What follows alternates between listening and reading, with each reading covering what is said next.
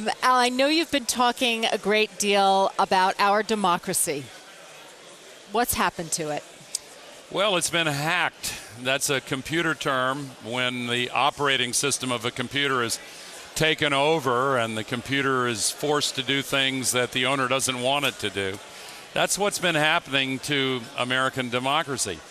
For example, you have 90% of the people in favor of background checks for gun purchases, and the Congress is incapable of doing what the American people want.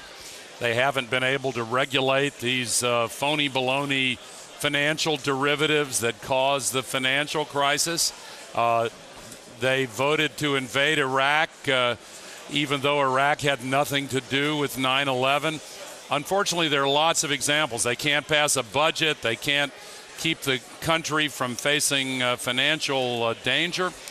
And the main reason is pretty simple. The influence of big money is at extremely unhealthy levels. Now, you point to all of the regulations. You've also said that have not come to pass. You've also said that not a single meaningful reform in the best interest of the American public will be passed by this Congress. Why not? Well, no meaningful reform that affects any powerful special interest can pass unless that special interest, first of all, gives its permission for regulation or for reform.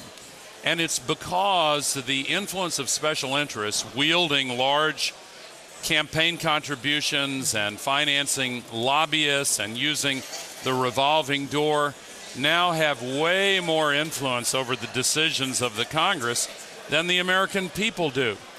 There have been times in American history when the influence of special interests was very unhealthy.